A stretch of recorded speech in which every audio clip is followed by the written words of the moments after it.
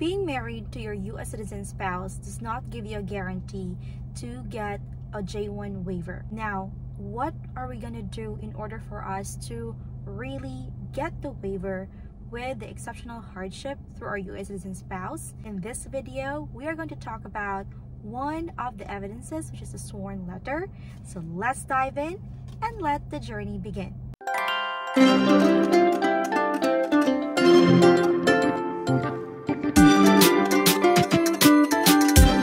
Hello everyone, thank you for being here with the Powerful Couple Journey, where we are going to show you about immigration process, especially with our own experience with the J1 waiver process. If you would like to file your waiver, let us start with the USCIS Form I-612 and the Department of State DS-335. Everything is seen in their online portal, uscis.gov and travel.state.gov for the Department of State. With this one, we need a sworn letter. My husband was able to produce a sworn letter with my guidance and with the help of the internet. Before, we don't have any template to follow, but because of research and with the request for evidence we got from the USCIS, then we come up with a very compelling sworn statement or sworn letter from my husband. And the factors we have to consider are the following. What are the hardships? Like emotional hardship, financial hardship, language barrier, psychological hardship, and any other things that you would like to add, including medical hardship. My husband prepared a letter, the same thing, to submit with the Waiver Review Division with the USCIS and the Department of State. Each has a different service center, so you have to make sure, based on your state, which one you need to file for your waiver with the DS-335 and the Form I-612. When it comes to emotional hardship, my husband says that he already been traumatized from his experience with his late mom, and all the details was put in this form, and this is part of the sworn statement we have, and I post this with our website POWELLfulcouplejourney.com. That way you'll have a template and a sample for your own sworn letter. It's nice to have your own sworn letter sample. That way you can think of your own unique experience to put on your letter. Before, nobody guide us on this one, so this is my way of sharing our ideas to you, at the same time helping our mountain pastors in the Philippines through our website POWELLfulcouplejourney.com.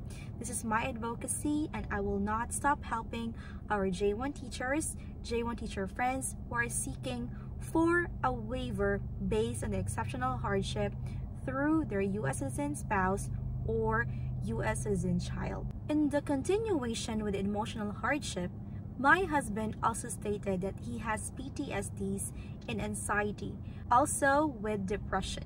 He has become the caretaker of his mom during the time that she became so ill and refused to have medical attention from the medical doctors that would really help her supposedly heal her skin problems or skin disease.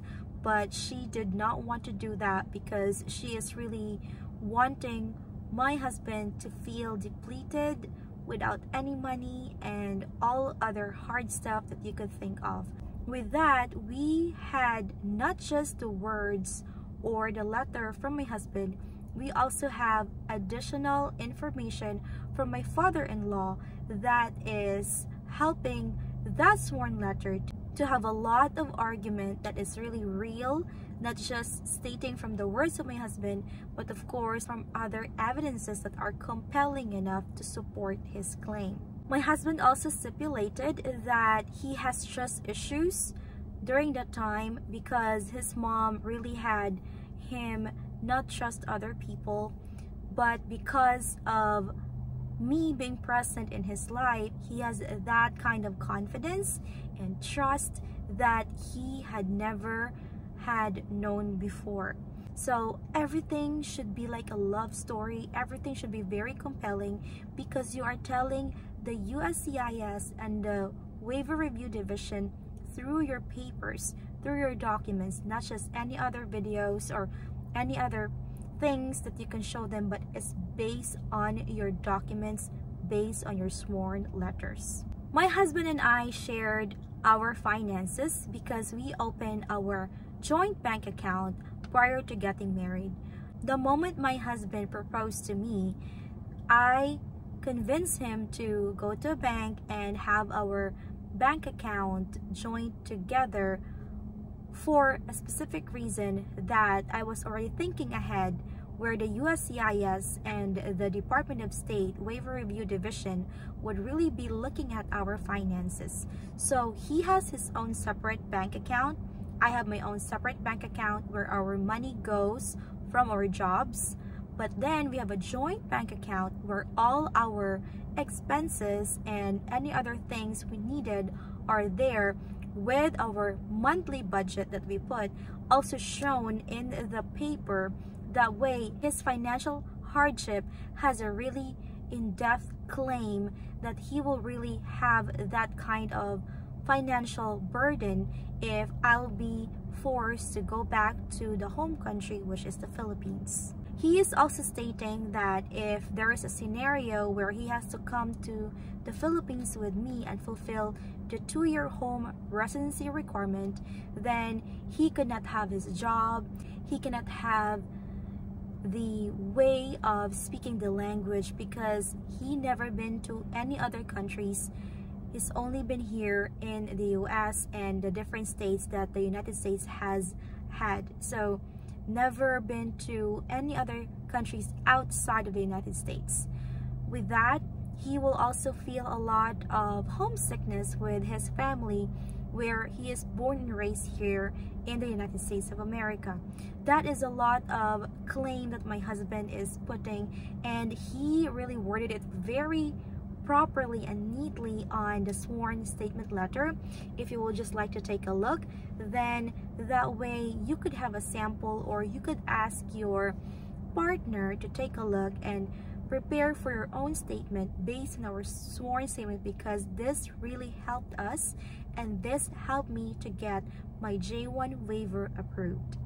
My husband also said that he has anxiety with this process, which is very true, especially that your husband or your spouse or your wife really loves you so much, and he or she doesn't want you to go back to your home country to fulfill the 2 years, because even though it's a short time, but then if you wanted to have or build your own family together, or if you have like medical issues, then it's really hard to think that your medication could be having a problem, because we know that some insurances from America to the Philippines doesn't really work. And then there are a lot of burdens aside from that.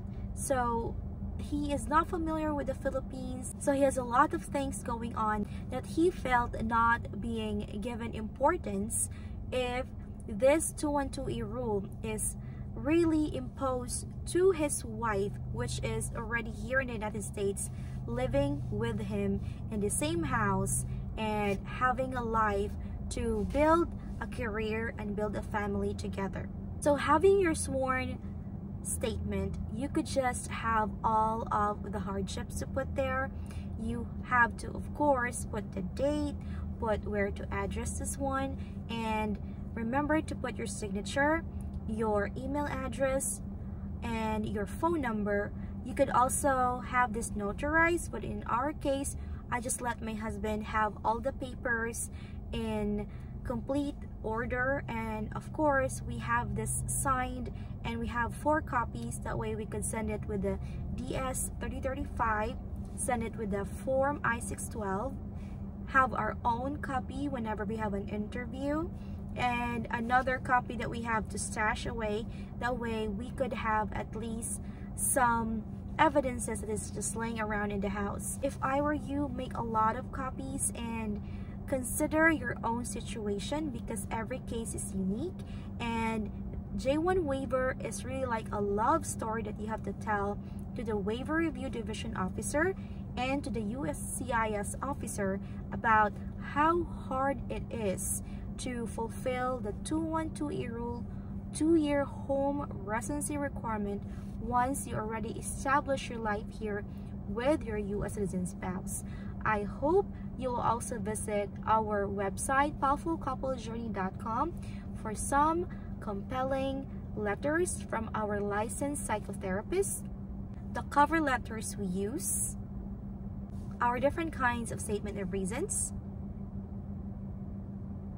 letters from friends and family that you could see, take a look, and many other forms that could help you along the process. Again, this website is dedicated for J1 teachers, especially from the Philippines, who got married to their U.S. citizen spouse and wanting to have their own sample template that they could follow. And also, please don't forget to like, subscribe, and share this video to other J1 teachers or J1 visa holders that are also wanting to know about the process. So thank you so much, and please always watch other videos that is coming up. Have a great day.